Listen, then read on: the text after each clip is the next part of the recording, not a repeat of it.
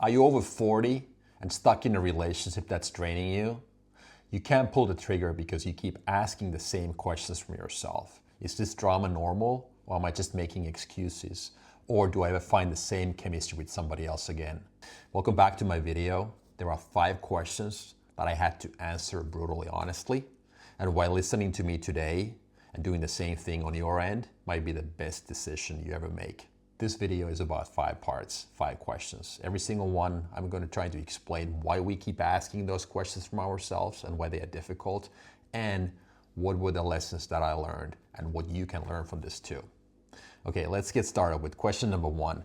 Will I ever find this chemistry again? What am I talking about? I'm talking about sexual chemistry. You know that passion you have with somebody? You're like, okay, I can't lose this relationship. I can't lose that person because do I ever find the same connection again? Here's the thing that I learned. Okay, that's such a naive thought. It's understandable. I was there, I made the same mistake, but here's what I learned. There are 8 billion people on this planet. If you're stuck, hop on a plane, widen your circle. It doesn't mean that your partner needs to live in the same city, in the same zip or postal code, or work for the same company that you. There are lots of people on this planet because we oftentimes confuse chemistry with compatibility. Good connections in life are compatible connections as well. So trust your instincts. It's not supposed to be difficult. Question number 2. Am I incapable of being in relationships? Why do we ask that question from ourselves? Because we keep hearing that from our partner. But the thing is that if you are in a relationship with somebody who has deep insecurities, those people typically always blame the other person, circumstances, others, and never really themselves. All the answers are always in the mirror. Here's what I learned. I'm a perfect person to match with somebody who has deep insecurities. Why? Because they can outsource their problems. I take all the responsibility. I always pick up the tab, so to say. And you can throw a lot of garbage at me, throw a lot of stuff at me, and I always try to see if there's anything that I can do better. But it's not supposed to be that way. If you have to ask yourself, what am I doing wrong all the time? It means that you're just simply not a match. Because if you try to fill somebody else's cup, it doesn't matter how much water you pour in there, it's never going to fill up. So stop wasting your time. You cannot fix anybody else. That's what I learned. Question number 3. Is this drama normal? No, it's not normal. The reason why we ask that question from ourselves is that we are insecure. We are addicted to that relationship. It's a classic addictive relationship where there are ups and downs, like a boom and bust market, like real estate going up and down all the time. And we justify every downturn with the possibility of having another upturn, right? Think about emotional abuse. You cannot insult anybody if you're very far away. You have to get close first. That's why typically these relationships have a lot of intimacy, a lot of fake connection and chemistry, so to say. So no, the drama is not normal. You don't have to justify that. You don't have to ask from yourself if this is normal or not. Just move on. Question number 4. Why doesn't she understand me?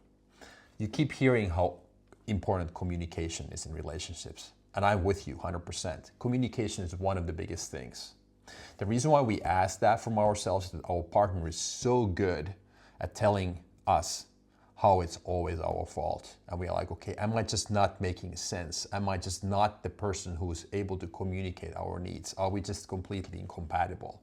Yeah, some men might be terrible at communicating, but sometimes when the other person is not able to listen to you, or you might even be able to listen, but you can't hear what the other person says, there's nothing you can do about it. When people show you their true colors, it's not your job to try to justify their behavior. Believe them the first time. Walk the fuck away if that's what you have to do. And the last question, can I just fix this if I try hard enough? Okay, this is deeply personal. It's very, very difficult for me. The reason why we asked that question from ourselves is that we are so used to the fact that, okay, all good results require a lot of hard work. But I believe relationships are a little different. This is not a business problem. This is not one of those problems where you collect a lot of data and then you just make a decision and you keep working at it. Relationships are a lot of work. Of course they are. It has to be 1 + 1 = 3. Both people need to make each other better. It's the hardest requirement for a relationship. It's a two-way street. You make each other better. And we forget that because we are so used to that. Hey, this is hard. It's supposed to be hard. And I'm not sure if that person is the right one for us. because it's so scary to be alone, not knowing what's going to happen. Humans, in my opinion, are simply incapable of dealing with the unknown and with uncertainty. That's why we are stuck in bad relationships. Your number one job is to trust your instincts, in my opinion. This is my humble opinion. Trust your gut and go full steam ahead. Things are scary in life, but pain and fear are temporary. Regret lasts forever. That's the thing I keep asking myself all the time. Regret at 90. And that has been my compass so far. It always is right. It's like my gut. I always have the answers. Sometimes I might be too afraid to listen to my gut and that inner energy. That's all I had today. Those were the 5 questions. Hopefully you got something out of these. You can implement these in your own lives. Make the decision. It's not that scary. It's not that bad in the end, as long as you don't have regrets at 90. Let me know which one of these 5 questions, 1, 2, 3, 4, or 5, resonated the most with you. Drop your comment down below. I look forward to hearing from you. Thanks a lot, and talk to you again in the next video.